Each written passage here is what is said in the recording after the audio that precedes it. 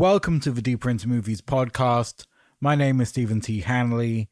I'm the founder and lead curator of Deeper Into Movies. We're a pop-up cinema based in London and New York. Today on the podcast, I'm joined by writer-director Owen Kline.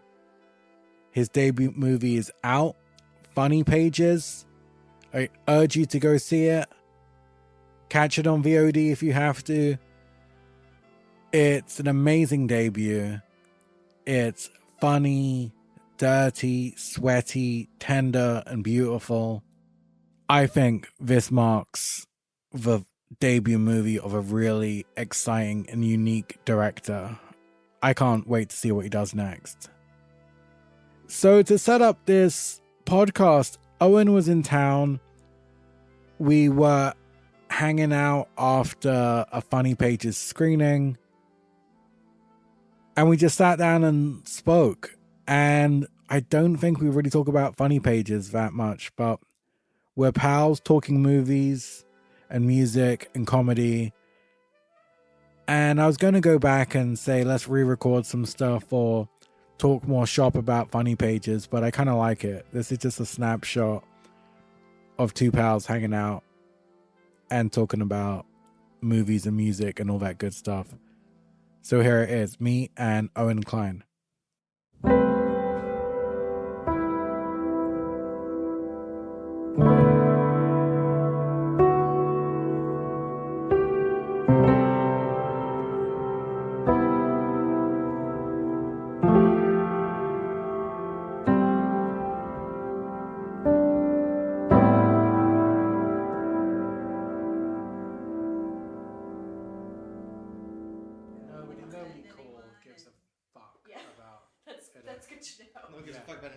About the Queen. Are we rolling already? This is Yeah, kind of cool. yeah. You guys started the podcast without me? No. Do I get cans? No, I've only got one can. Do you want cans too? No, I don't like to hear myself. Okay. Do I sound good? Yeah, everything sounds Great. fine. Just stay at that. Isn't that the worst when can you handle a conversation on a telephone where you can hear yourself on the other end and you're like, hi, and you're just like, oh, I can't hear myself. That's horrible. I did a phone interview with Rick Alverson Oh, yeah. where I had to transcribe it afterwards, and my dictaphone that connects to the phone and kind of records the call wasn't working. So I turned my landline on downstairs on speakerphone and just had a dictaphone connected to it. And there was like a 2-second delay with, hey, Rick, how's it going? Hey, Rick, how's it going? And I had to do the whole interview with hearing myself echo downstairs and this like out of body recording. And Rick Alverson's intense enough without having. Super morose. Yeah. Are we on mic? No. Yeah, we're on I don't want to mic. insult. We're recording? Yeah. Really? Yeah. He's great. Rick is great. He's just a intense fellow, and that shows in his movies. I like him. Yeah. I only met him once. I met him I played a show with Greg Turkington, maybe like 9 years ago. I was playing in this guy Jeff Jensen's band, the Low Down Dirty Dogs, which was like a fake Cincinnati blues bar band. You know what I mean? That covered like 80s Clapton and all this horse shit. So we learned all these horrible fucking songs, and then he like we all had characters, and you know he like dresses up as this. There's this like American flag thing, and it just looked insane. And it was like the last night of this place, Wild Kingdom, which is like a DIY venue in Brooklyn. But Greg had was not doing Neil Hamburger. He was doing this band, the Zip Code Rapists, which was his band Wow. in the 80s and 90s, late 80s, early 90s, on his label Amarillo. And he was doing all these songs. It was just like covers of like Who songs and Frank Sinatra and stuff, but him doing the Neil Hamburger voice, and he's just screaming into the microphone, taking an ashtray and dumping it on his head. And, like he tried to wrangle Rick onto the stage. And of course, Rick is so, no, I'm not getting up there. He wanted nothing to do with that. But then afterwards, I think I offered him, I had some weird, I can't remember. After the show, I was talking to him and I offered him something. I offered him Purell. It was really I was kind of being goofy. I was like, he was just kind of like standing there surly a little bit with his wife or something. And I was like, "Do you want some Purell?" And he just like kind of shook his head. He was not into the any aspect of that. Was this before or after he started doing that thing where wouldn't he record records, bad records, and then plant them in secondhand record stores? Oh, Greg. Yeah. Yeah. He did that. The earliest Neil Hamburger stuff was like that. He really wanted Neil Hamburger to seem like a vanity pressing of some like hack comedian trying to put his thing out there, you know? And so, yeah, he'd stuff them in what you call charity shops. He'd shove them in, you know, Salvation Armies and stuff. And, you know, it's actually funny. The earliest Neil Hamburger records, he was grabbing stuff. He was the laugh track, the really insane laughs on those records. The reason that they're so kind of right for Neil Hamburger is because he jacked them from Andrew Dice Clay's The Incredible, what's that album? The Day the Laughter one? Died. Yeah. The Day the Laughter Died, which is maybe one of the best. I mean, it went platinum. That's a record that like he made as like practically a joke. It was like some off night where he just didn't have any material. He just kind of threw it all out. And, you know, only a couple people laugh. You know, it's just the weirdest laughs ever, you know. But that was one of those comedy albums where nobody thought it, you know, everyone was doing these like big, it was 80s, you know, or whatever, early 90s, something. Big jacked up shows and, you know, like that like Def Jam era, you know what I mean? Where you had to have like a big Carnegie Hall. And he did, you know, he played big venues, obviously, Dice Clay, but like, it was just some dingy, it might have been at Dangerfields or something, you know, Rodney Dangerfield's shitty club in Midtown. This was when he deliberately wanted to bomb. He was like deliberately tanking. Yeah. And leaning into the awkwardness and the deathly silence and stuff, hence the title. Yeah. And what's more, you know, it's almost, it was with this kind of brazen, like, I can say whatever and you motherfuckers will laugh thing. Like there's this classic bit where he just doesn't make any sense where he keeps saying like, oh God, yeah, I can't get into Dice Clay, right? It's not a good, that's cancel territory. I was kidding. Yeah, it's not the climate for Dice, which is. Yeah, I thoroughly endorse Dice. So I think he's a really good guy. I really liked his Mark Maron interview was fantastic. And I really liked him on Entourage, which is... he was the saving grace of that one Woody Allen movie. Oh, he was. Look at. The one with Louis C.K., yeah. Yeah. And I think it took him a while to understand why the hell he got the invite, but it made perfect sense in the movie. It's amazing to think of Woody Allen sitting there, what about Dice Clay? Like, it's crazy. What did he see that made him cast it? It's just insane to even think of him, Woody Allen, sitting and watching a television set with Dice Clay on it. Yeah, I don't know why he'd opt for him, but it does work. We're talking about some heavy people. Woody Allen on Dice Clay. So I was thinking on the way here when we spoke at the screening about your choice to do Squid and the Whale was because of the DOP and you were 14. Yeah. Oh, you guys call it DOP. We say DP. Okay. DOP is British. That's just one of those. I just learned maths. This is so dumb. I didn't know you guys called math. I saw it I was laughing about it because I saw on like a thing on the way over here, like some tutor place. It was like something, and it's like maths, you know, like learn how this, that, reading, writing, and maths. What do you call it? Mathematics? Math. M-A-T-H, math. Plural. If you pluralize it, it's mathematics. Yeah. But maths, because there are many maths. It's actually quite appropriate, but I was like, maths. It just seemed like it was written by an insane man that was hired to get up there at some, educational center. Anyway, DP, Bob Yeoman, who made, who shot all the Wes Anderson movies. Yeah. He shot Drugstore Cowboy and Friedkin stuff and all sorts of stuff. Yeah, I was just really impressed at that age you were already... Because I was thinking back, at that age I was already deep into movies, but I was definitely not registering DOPs, composers, and editors, and that kind of deeper level stuff that I got into at a later age. So I was really impressed that you already were thinking... Well, the Wes Anderson movies, obviously... the fact that he was the Wes Anderson, you know, and then I was going back and looking at other stuff that he shot because it's a pretty distinct, austere thing that Wes, you know, I guess, would you call that austere? Would you call the Wes Anderson style austere? You think that's appropriate? Yeah, I guess. Yeah, most people just go to visually lush, great one takes, great whip pans. Yeah. Yeah. He's got a good language. Fuck, my therapist is video chatting me. He thinks I'm not in England right now. I thought I told him I saw Stuart Lee yesterday, and he loves Stuart Lee, but we should talk about Stuart Lee. Is he calling for a checkup, or is he calling just to hear about? I guess we have an appointment that I forgot to cancel, but we're buddies, so he's not going to charge me. Cool. Yeah. And Stuart Lee. Stuart Lee. We got you guest list yesterday. You're a big Stu fan. Oh yeah, but who isn't? He's an acquired taste. That's the whole reason. He's an acquired taste, and they don't know him across the pond. No. At least not, you know. I mean, like Chris Morris, and you know, people know Steve Coogan now. People know Matt Berry. People know Iwadi. You know, like of that world, and you know, Armando. I can never say his last name, although I love him. Iannucci.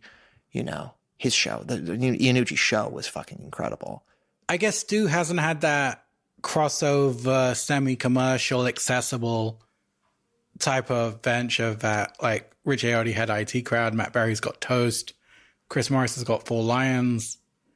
Well, he's always fucking around with the niche references. It probably is alienated. It's funny, you know, like he really seems like and he makes a joke out of it every time he does it. He's just like, yeah, but you don't know what that is, you know?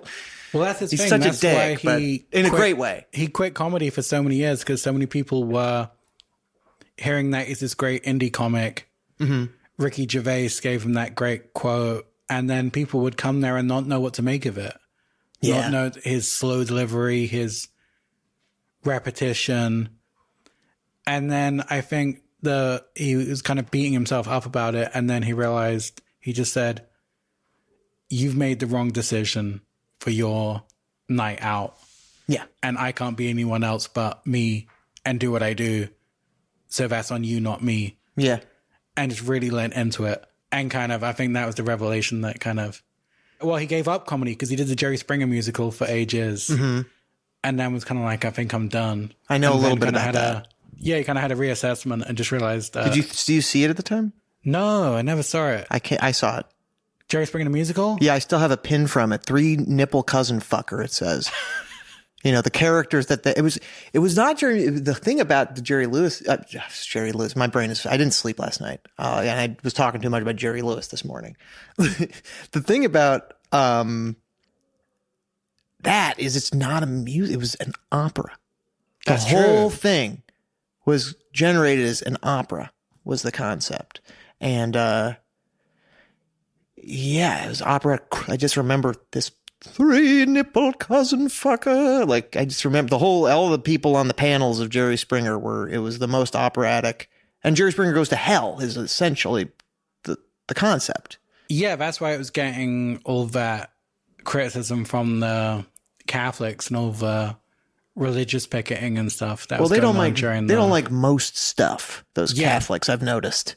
They were picketing outside of the last Verhoeven movie with the nuns banging each other. Yeah. But did you like it? I haven't seen it. I haven't seen it yet either. I feel like I know what's up. I feel like I know what's up. It seems like, I don't know. What am I can't profile. I haven't seen it. I got to see it. I heard good things. I love Paul. He's a great provocateur. And yeah, I'm always here for some nunsploitation. So yeah, exactly. And it looks really visually lush as well. It looks like it had a really good budget and stuff. It's kind of got a little of a... has he ever had a low budget? Ever? It's kind of amazing to think about. This guy who makes these crazy things, he manages to sort of turn every single one into a Trojan horse about the movies are all about something else than they're portraying in a way. There's always that underlayer. But he's basically the great genre journeyman of our time. In a way, in that regard. Yeah, because they work on both levels. I mean, RoboCop's when I watched that as a kid, that was just a really fucking cool movie. And then when you watch it later and you see the satire and the really scathing attack on police culture and No, but American society. Yes. it's like Sam Fuller if he made A pictures. Yeah. If he made popcorn, if like, you know, a popcorn A pictures, you know? Showgirls are still an oddity. I still don't understand what that was meant to be. Or, well, he says now he kind of leans into the jokey aspect to it and the camp and the ridiculousness and said, yeah, I meant all that. Yeah. But at the time, I don't think he did, but I don't know what he was really trying to do. It does. But you know, what's interesting about that one is it sort of hit this cult nerve in this way. I mean, growing up in New York, like every other month at, you know, Landmark Sunshine or any of the, or IFC, any of these places that did midnight movies, you know, you had Plan 9, you had Showgirls, you had, you know, what was the classic midnight show, you know, Eraserhead, but it was just like in that lineup always. It achieved a cult, you know, even that movie, his, well, you know, what he probably considers his worst movie. He's also, you know, he accepted he's the only guy to go and accept his Razzie. That I really respect. And make That's a speech. Cool. Yeah. Yeah. It's really cool. No filmmaker is well humored enough, except for me. Except me. I would accept the Razzie. I'll go to the Razzies. How do I get an invite to the fucking Razzies? You got to make worse movies. Yeah. I got to do, I got to do my trauma movie. You got to do that or just get a really big budget and fuck it up. Go to fuck it up. Yeah. Just really Heaven's Gate level. Yeah, exactly. Chaos. Like maybe I'll try to reboot, you know, Dr. Moreau. Yeah, that always goes well. Make it worse. Yeah. Made for a really good documentary, though. That's one that of the things. doc is great. Crazy. But Stuart Lee, back to Stuart Lee for a second. Yeah. Because we can bounce around. We're ADD, Of course, right? yeah. That's what's great about, like, nobody, you know, like sometimes you get in the loop and you're going, you know, like, I just want to go nuts. I just want to go in every different direction. Like we're just talking like tangents are way good. we talk. No, that's the one thing that my pod reviews say that I love when you just go off topic on something. So yeah, lean in.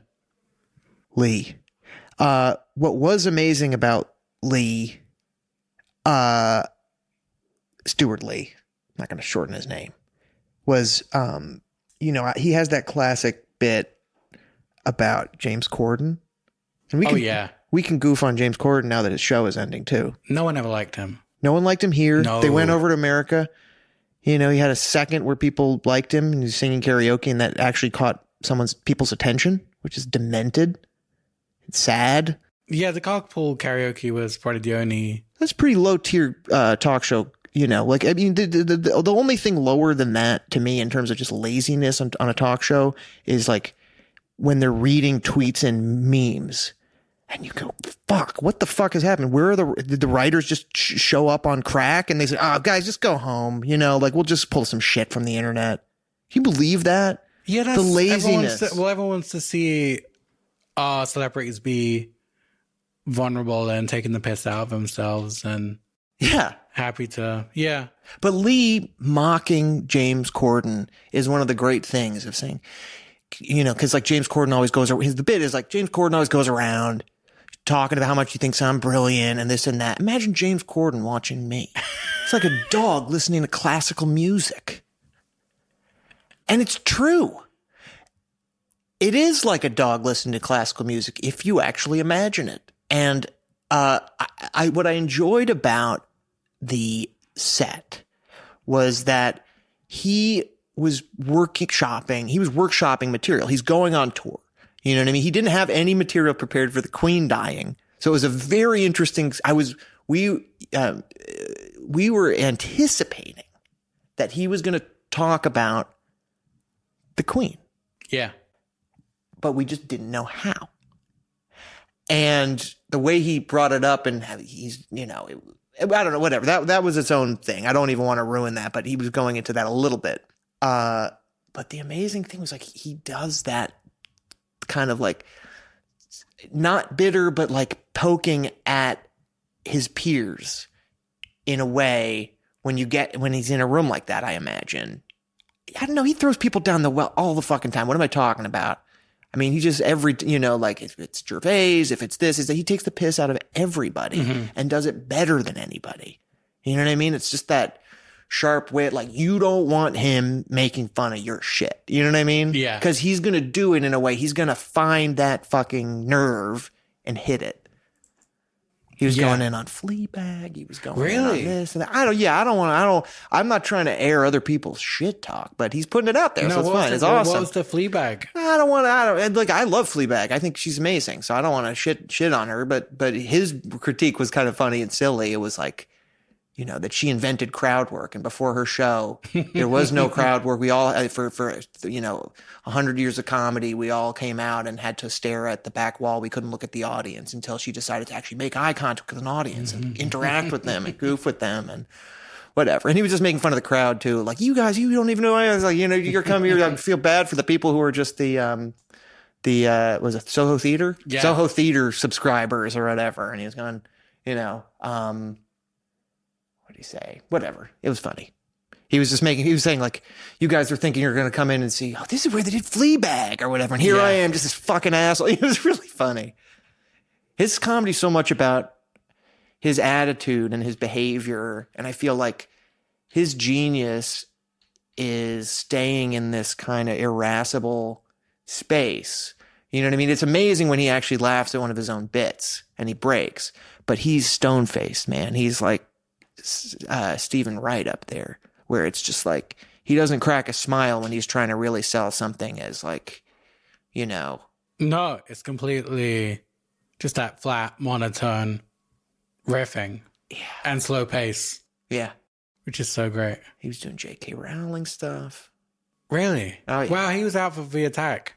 He was there, man. He was there for it, but he kept doing a thing where it was like bordering talking about thorny subjects, and was like, I'm not going there. It's too hot. It was like, it was great. So if we go back to movies, was there a particular movie that made you want to direct? Was there a eureka moment for something that you saw that you thought, this is possible, or this is something I want to... This is possible is the one. The movies never seem like anything possibly achieved, even like coming from a family who's like in movies in some regards. Well, he acted, my dad would go and act, but I didn't grow up on sets or anything. I grew up in New York, you know what I mean? Going to school, and like my parents did a good job just keep me like, having a normal life in that regard. But like going and doing Squid and the Whale and seeing a personal film being put together, it actually made sense for the first time. Like, a handheld thing, low budget, in Park Slope, 16 millimeter, but you're kind of interacting with the camera in the same, it wasn't that far off. Like I was saying the other night, it's like dicking around with a camera, or not that it felt like that on the air, but you know what I mean? It's like, you can put it together as you're seeing like, and then he comes through the door. So, and you look, and then we whip over there and you're seeing all the motivation behind, I got to see them build it. So that movie kind of made me actually think there were possibilities of making a thing and on a scale that seemed like human beings were making it, and seeing Waiting for Guffman, weirdly, that movie, the Christopher Guest movie, and just seeing handheld documentary film grammar in that, employed in the way that they did it, and that it was improvised, and that they just sort of had characters and got in there, and it was sort of like a feat of editing and workshopping and, just knowing the comedy beats of the story and like being honest with those characters. And very dry, funny movie, obviously. But those Christopher Guest movies, Spinal Tap and this, that was what I first thought. The excitement of like mockumentary or something, and being able to do something comedic with very few resources was very, very exciting to me. And then seeing Ronnie seeing Frownland twice in the theater when it came out when I was 16 or whatever. And the first time it was like horrifying. And the second time I realized how funny it was. There hadn't really been that kind of acidic movie where I didn't know it was I don't know if the first time you saw Frownland, what did you think of it? It was completely alien to me. I still don't think I've seen a movie quite like it I think it's its own country in a way.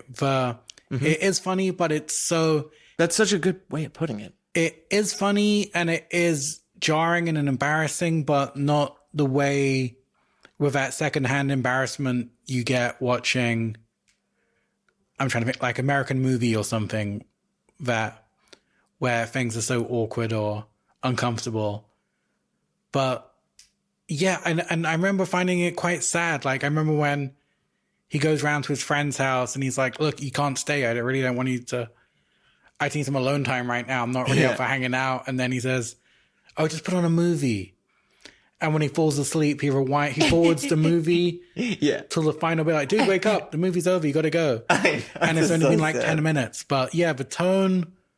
It sells exactly the kind of latch on friend. It's so difficult with the, like with those people that like, he's not like a full on dick. He's not a monster. He's not a toxic person in a way. He's just got his own weird energy, which people are put off by.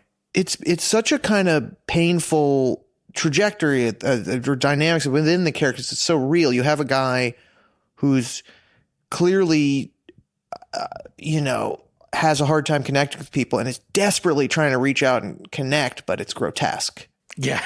And the people around him, you imagine he's been in their orbits for quite a bit, and they're the people that that are willing to actually interact with this guy who most people might not want to interact with. And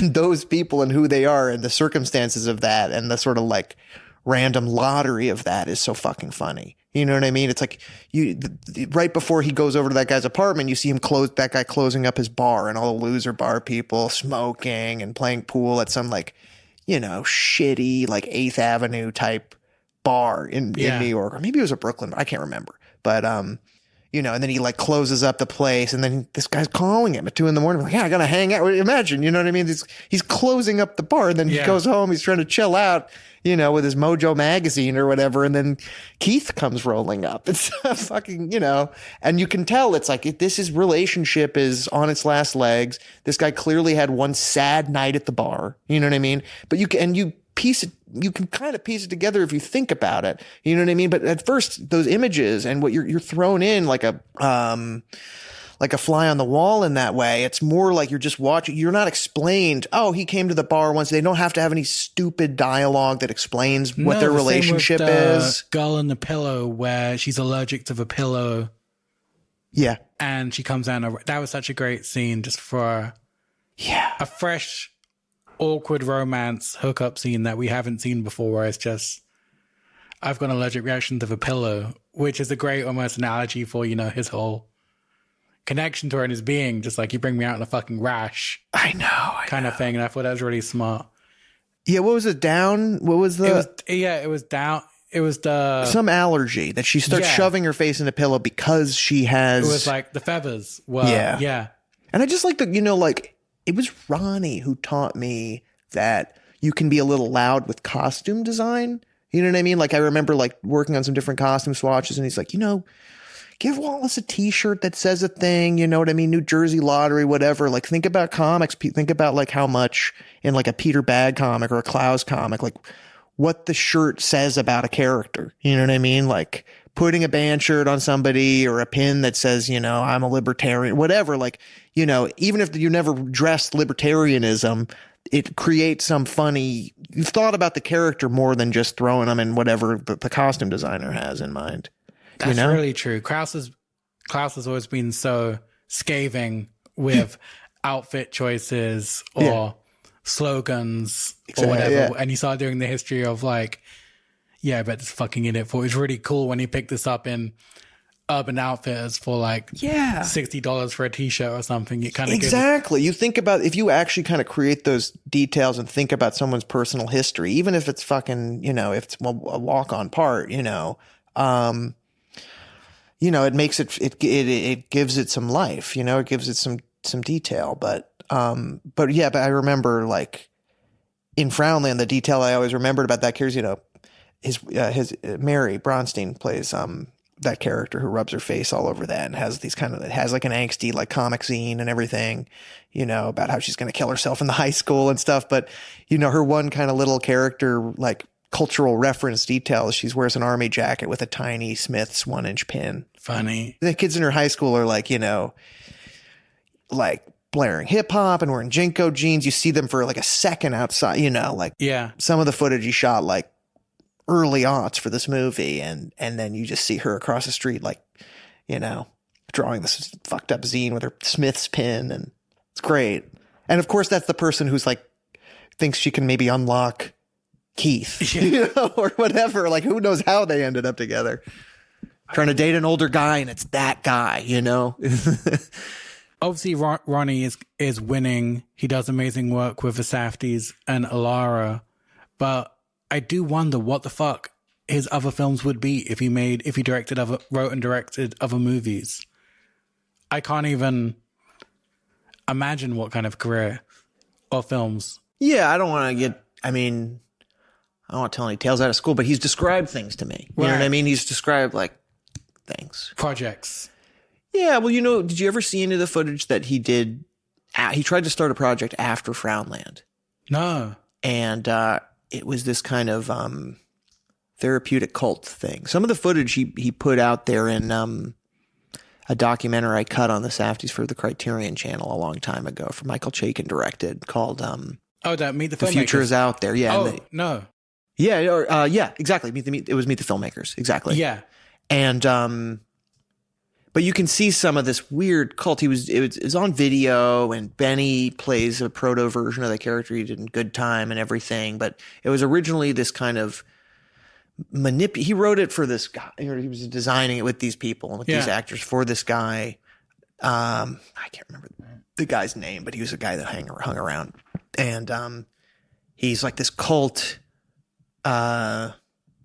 leader nut. Who's like conducting these therapeutic kind of cult group therapy sessions where they're acting out the traumas of their lives. I mean, it's so extreme. It's such a fucking great. Would have been such a fucking great follow up, but he just sort of didn't. The money never came through for it, and he couldn't. You know, he couldn't keep going with it. He kind of jettisoned got rid of it. Have you seen Yeast? Yes.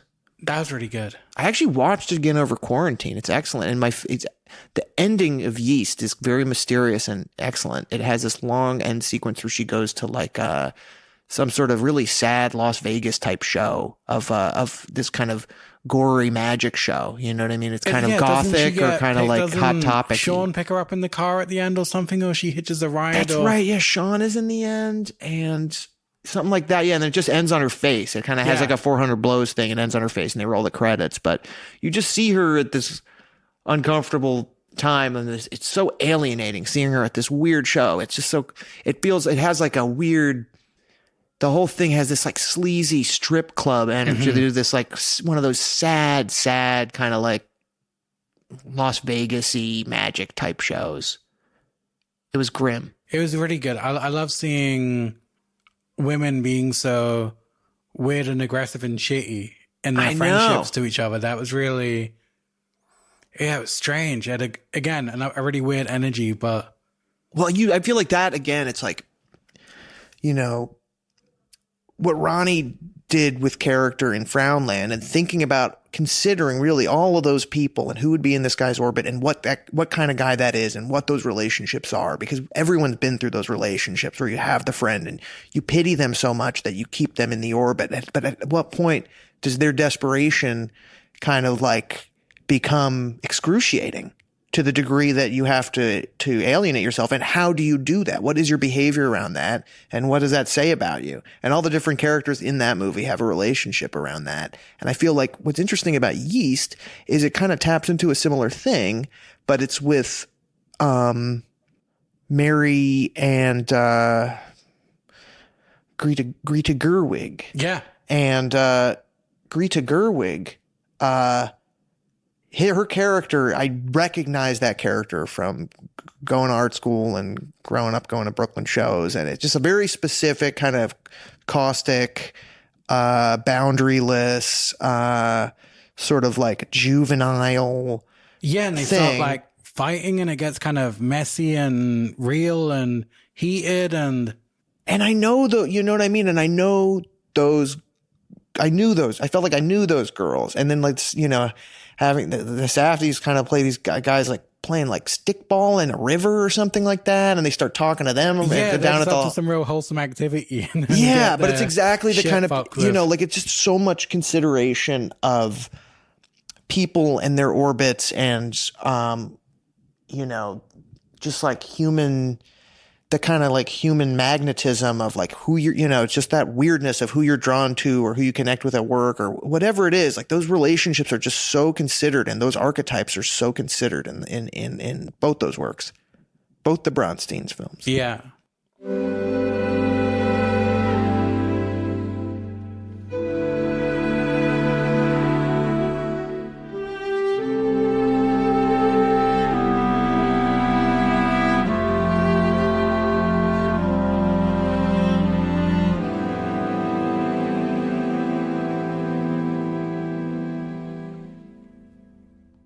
This episode is brought to you by our friends at Mubi, a creative streaming service dedicated to elevating great cinema. I've been a Mubi subscriber for years. Mubi's catalog is full of iconic directors, emerging auteurs, and there's always something new to discover. With Mubi, each and every film is hand-selected. It's basically your own personal film festival. Okay, let me give you some films to watch from the Mubi UK catalogue. This is always fun. Decision to Leave, Park Chan-wook's new film. I don't want to spoil it. I don't want to give too much away, so I'm going to keep this short. Big Hitchcock energy. It's about a detective investigating a murder. It's visually stunning. It's one of his best yet. That's all you need to know. Taxi Tehran by Jafar Panahi, the incredible Iranian director. Seriously, one of my all-time favorite filmmakers. Ingenious movie. All set in a taxi throughout Iran. Then, if you like that, go watch his son's new movie, Hit the Road. I watched that yesterday. Really great film, really ingenious, amazing performance by a kid. One of the best performances I've seen by a young person. Go do that. Then, after you've done the little father-son double bill, The Square by Ruben Ostlund. It won the Palme d'Or. Ruben was on the podcast recently, and he said someone described him as Larry David meets Michael Haneke. And if that doesn't sell it, nothing will. There you go. All Deeper Movies certified, approved recommendations. You can try Mubi for 30 days at mubi.com/deeper into movies. That's mubi.com/deeper into movies for a whole month of great cinema for free.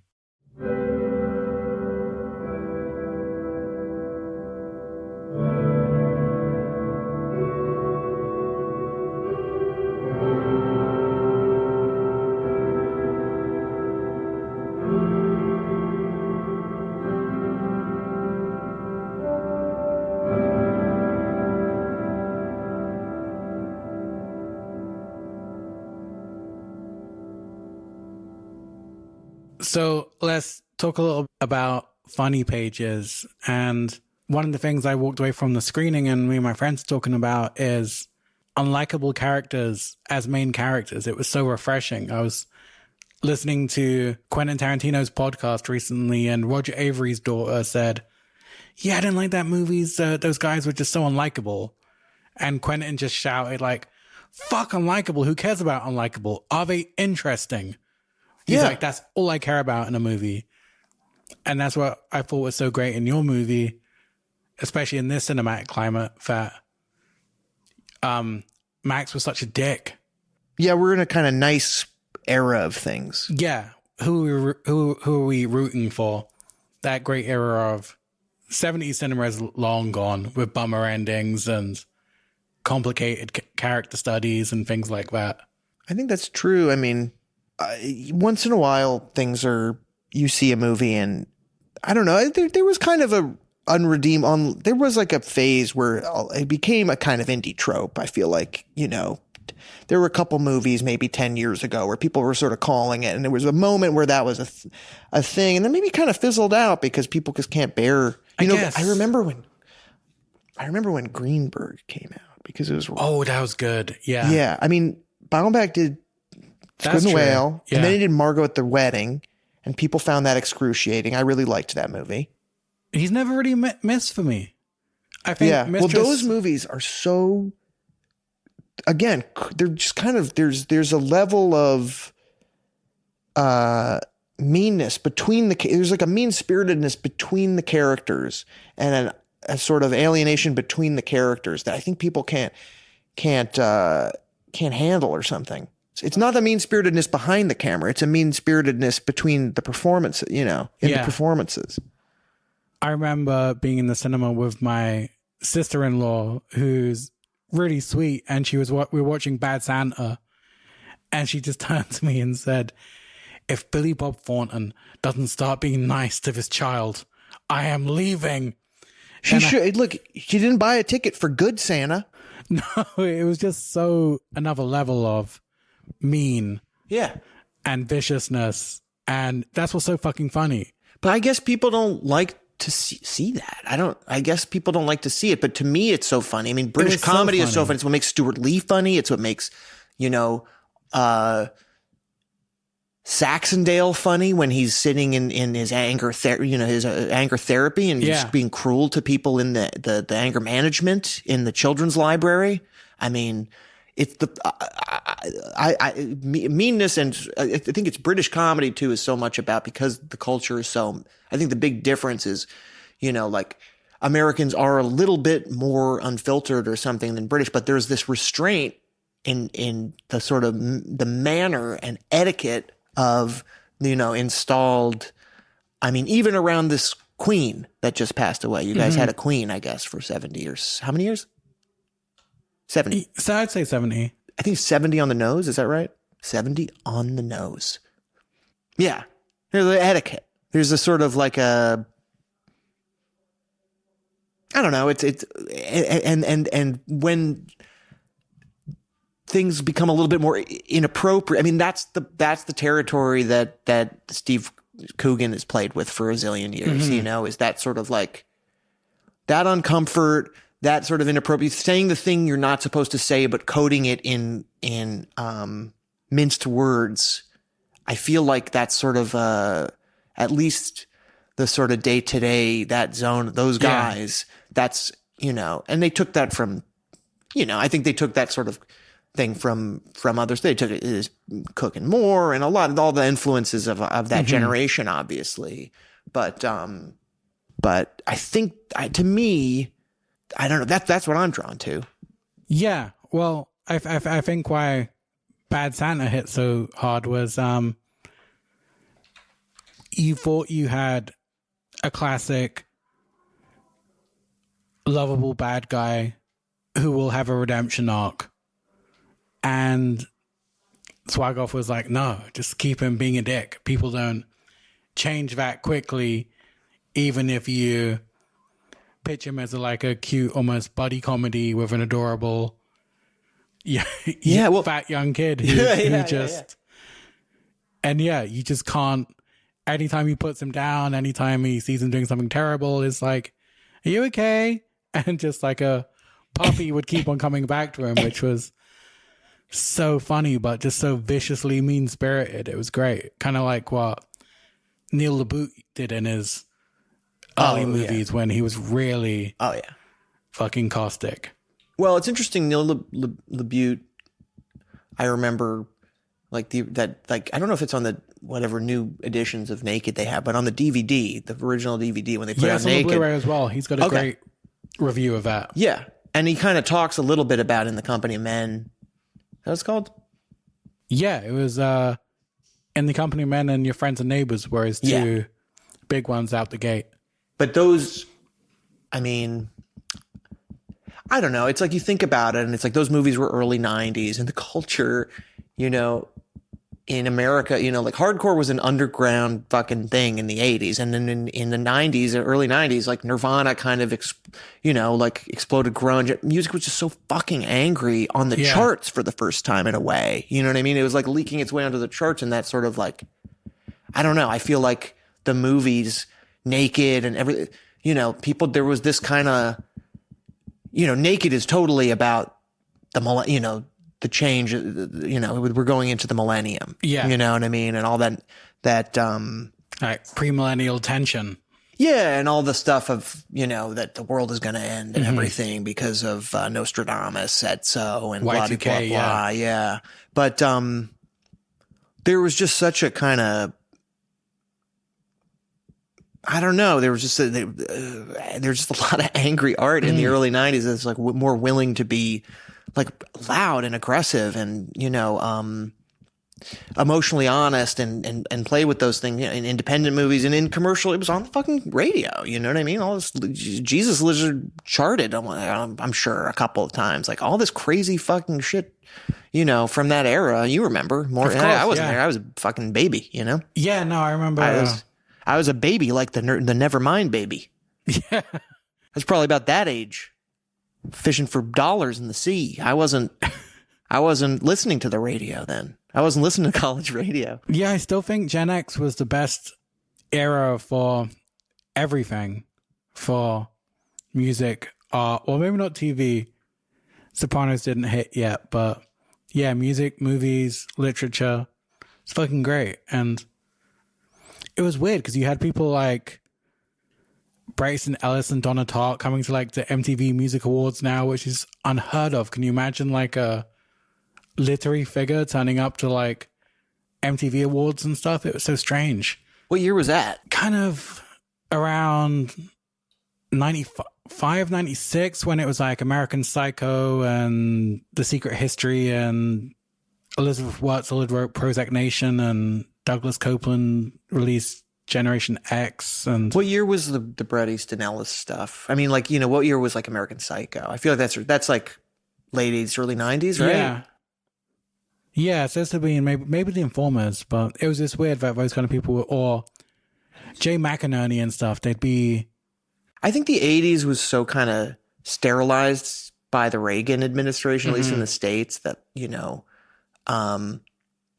what hardcore, again, like kind of evolved from, where just punk got even angrier in the 80s. And then, something about the early 90s. Yeah. It's just all of this shit, Irvin You're so Welsh angry. Being totally attached to Britpop and stuff. It was pretty cool. Well, I'm trying to think of there's so much angry shit, but there's so many angry movies and so many angry albums, and from, Buttle Surfers were charting.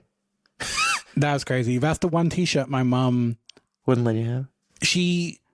They got, air quotes, lost. Certain things would go in the washing machine and never come back. The Butthole Surfers one with the pregnant dudes, that got lost. And I had a post-rock t-shirt for that Japanese band Mono with a gun that said, "You die."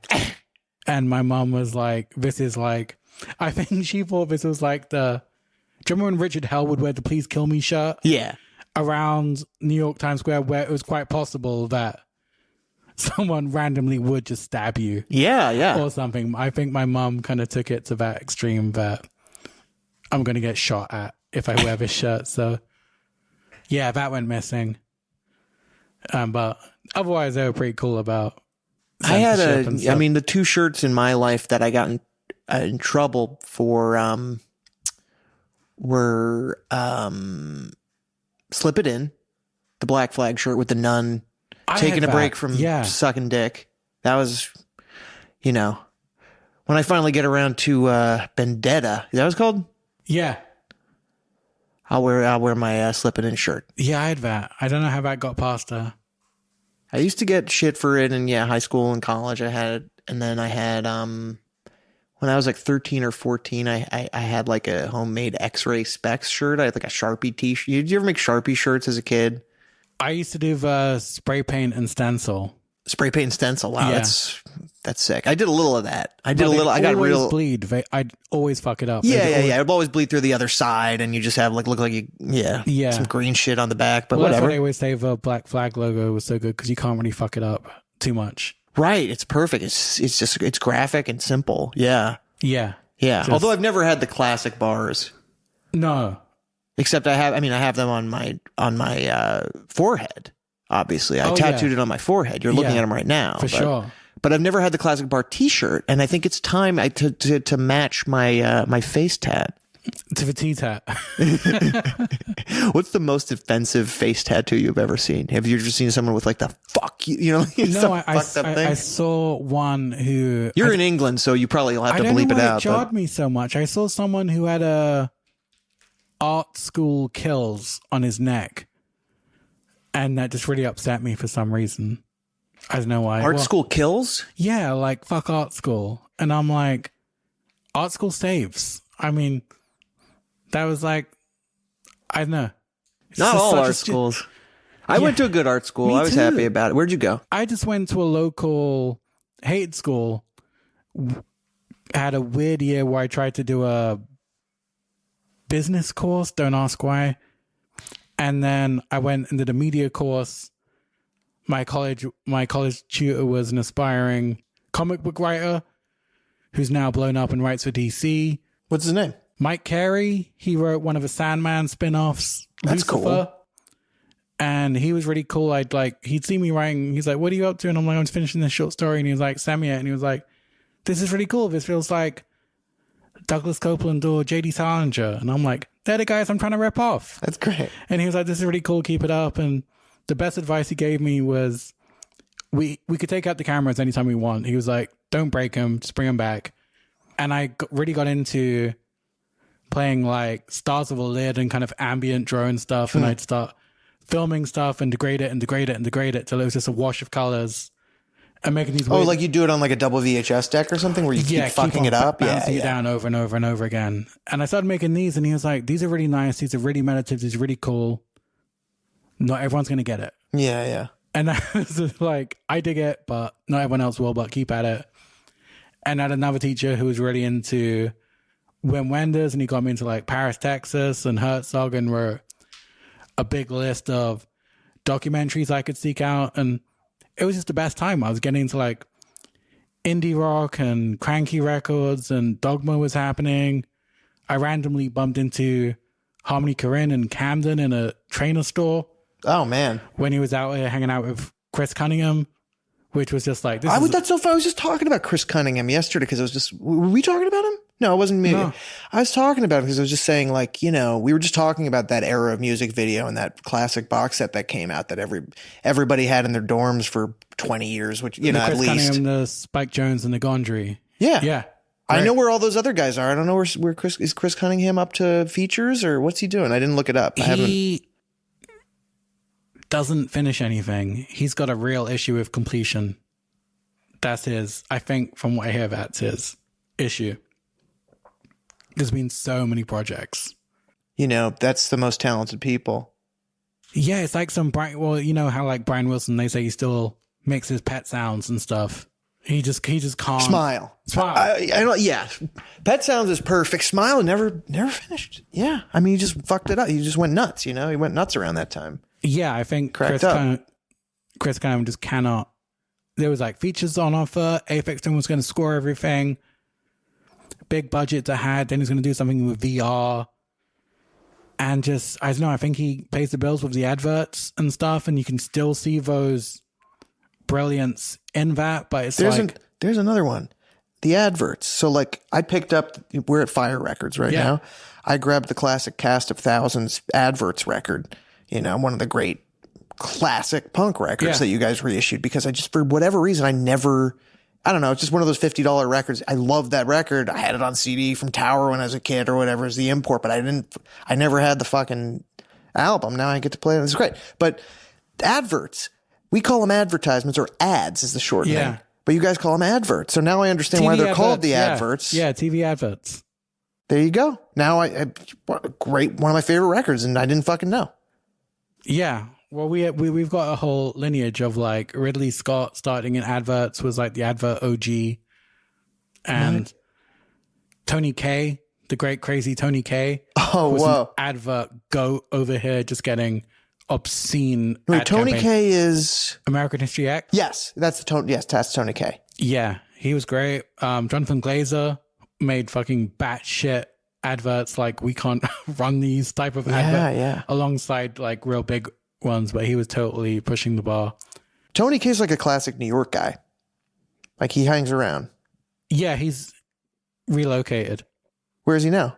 No, he's here. No, he's American, but he's a Brit. Oh, but he's in America now. Yeah. Oh, okay, interesting. Yeah, he moved to Hollywood, but he still feels very English. What are your favorite things that you've picked up from Fire? While we're here, we should talk about Fire. Fire Records. Well, I do love that Scare of 61st record that they put out on the Deep Into Movies imprint. And all the Tangerine Dream scores they've been reissuing. I just grabbed Miracle Mile. That was the first thing I yanked. Yeah. And I really I heard the first track of a new Black Lips record, which was really great. They're going to a whole nother level on this record. I grabbed the Groundhogs records because I don't know where mine are anymore, but I love the Groundhogs, and they're great. Late 60s, early 70s. It's like one of the first hard rock bands. I can't remember where they're from, somewhere like Cleveland or Detroit or something. But what else did I get here? Yeah, so I just spaced on the. I did not know about that one with that Marky Smith endorsed. I just did not know that record. Yeah. I grabbed a copy of Dub Housing, Pete Peru. But what else did I get? Yeah, Groundhogs Blues Obituary, 50th Anniversary, Limited Edition, die cut. And then what the heck was that? Oh, yeah, I got the new Dream Syndicate album. He used to go to movies, Steve Wynn. Really? Yeah, I remember in high school going to see Film Forum played, like, they did an amazing Preston Sturges series. And I remember going to see it, Miracle of Morgan's Creek. And there was Steve Wynn sitting and laughing in the screening. And I was too sheepish to talk to him. Yeah, I always talk. I always step up. Even if I embarrass myself, good for you. I'll do it. I'm learning to. Well, I'm less scared now. Yeah. Of talking. Well, you kind of know the energy. You kind of know, keep it short, keep it cute. Yeah. You just, if you come to them with if I'm enthusiastic, sincere, you get to say, I'm not going to bother you. I'm not going to keep you talking for 50 minutes, but I do need to step in. But the great irony of life, though, is you only ever bump into, like, on my last day, when we were here on my last day in London, when I came and visited a couple of months ago, I saw Chris Morris sitting outside a coffee shop. I think I immediately texted you after it happened because I was just like flipping out. Because Chris Morris meant so much to me. Means so much to me. But it's always, it's like, all the gross, all my good clothes are away and you're just like wearing like an inverted t-shirt, you're sweating and you go up to the person that you admire so much and you're like, I just want to say that. I just love you. And then you're just like, oh, great. Thanks. I actually was really trying to calm. I was just like, hey, I just want to say I'm a big fan. He was like talking to somebody. I just wanted to say like, your work means a lot to me. That's all I said, and he was just like, oh, thank you. And that's like a little prayer sign to Chris Cunningham. Yeah. That's all you want to hear. Who wants to hear the word fan? Well, nobody ever, I'm a big fan. Just admire the work. You know what I mean? Nobody wants to think of their work as like fan work. Well, no, big fans. I don't know. I think fan is okay. You appreciate the work, but big fan has got so many. Well, then like fanboys. I guess it's just kind of like kind of like fucking general meeting lingo. You know what I mean? Of like. Big fan of what you do. Like, I don't even, whatever you do, big fan of what you do. If they don't know the title of what you've done and they've never seen anything of that, that's what they say. Yeah, I find there's, when I do my podcasts and stuff and I'm talking to people and it's always funny when they say, oh, you've seen the film? Yeah. And I'm like, fucking of course. And one, even if I'd be too scared to talk to you otherwise, but also I'm a genuine big fan. And they're so surprised. But isn't that insane? I mean, that just says so much about, you know, press and how fucking like hacky and slapdash everything is at this point in time, is that someone would be surprised after doing an hour interview on the show. Oh, you've seen the film. Yeah, I'm talking to you. I'm talking to you for an hour. Yeah. You know what I mean? But most press things take 5 minutes and it's just some guy with spiky hair that's going, so what was it like working with blank and blank? Or, you know what I mean? It's like they have a vague idea of what this thing is, and they just let the person, you know, yak and cut it down. I really embarrassed myself when I met Paul Banks from Interpol when I was obsessed with their first record. Yeah. And I saw him after the gig, and I was going to, this is how big a fan I was going to their other gig 3 nights away after just seeing him. And I said, yeah, love the gig, love the record. Is it pony or phony? You say at the end of a song. And he was like, pony. And I'm like, okay, cool. I'll see you at the gig. And not that I'm going to talk to you again. I'm just attending. I'll be in the crowd. And it was just spiraling. And I was like, I sound like fucking Mark David Chapman. Like, oh my God. I'll see you Thursday night, bro. And I was like, oh, fucking hell. I'll tell you a capsized version, because I unfortunately got to bounce in a second. But that sounds cool, right? I got to bounce out. Got to get out of this podcast. Get the fuck out of here. I just got the wrap up symbol, which sucks. Yeah. We're gonna hang out later. Of course. Too. Good. Yeah. Good. Food and you're gonna record it while I eat. Oh, you're gonna mic you up. I'm gonna be doing. But no. So I met Bob Weinstein once. Bob Weinstein of Miramax, and his company was Dimension Films. Yeah. That was kind of scary. I didn't meet him. I met him incidentally. But he kind of went to the bathroom and came back and seemed a little pilled out. Yeah. A little pilled out. And he was drowsy. And he was like, it was just kind of strange. And he was talking about his personal life and sort of like draining. And it was like getting kind of uncomfortable with the people I was around. So to sort of put him at ease, I said probably the one thing that would not put someone at ease when they're sort of like spilling their guts out. What do you say? I said, you have a real affinity for horror movies, don't you? It's the stupidest thing I've ever said to anyone, let alone Bob Weinstein. And he looked at me with a death glare. Like I've never had worse fucking heartburn. Like no teacher who caught me not, you know, like I had an embarrassing thing where I had to read this Pedro Payama book or whatever it was called, that famous like magical realism book. And I was bluffing my way through the class. You know what I mean? Like I wasn't reading it. You know what I mean? I had this, you know, I probably had a little, Playboy magazine inside of the book, you know? And, I was in the back of class and I remember like they called on me and I just bluffed something about you know, it's one character that character died 50 pages ago. Just getting that fucking heartburn. It came right back when Bob Weinstein just looked at me and just didn't even answer the question and then just carried on. But yeah, you think of Bob Weinstein. He's the guy in the back with Dimension doing, you know, Scream and everything. Yeah. Hellraiser, right? Is that Miramax? No, that's before.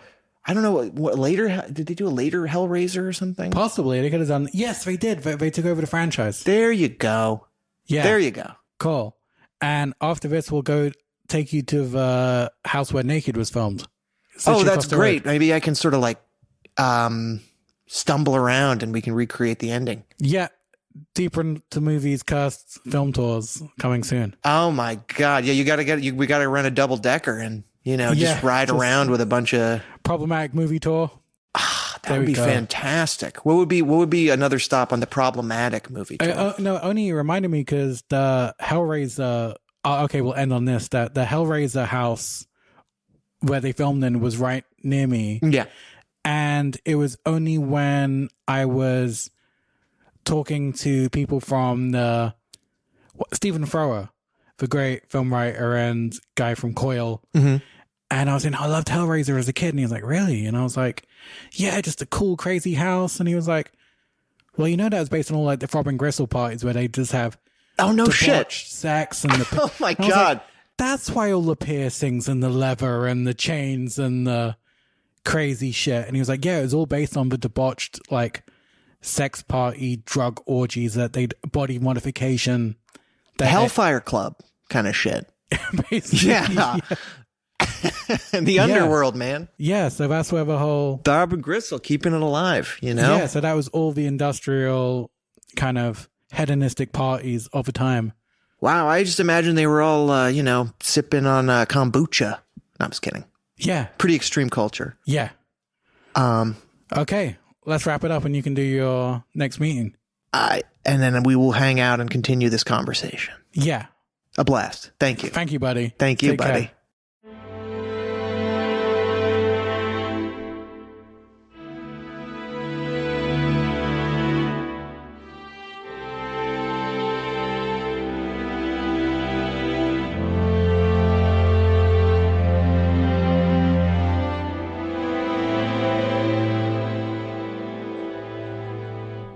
Boom.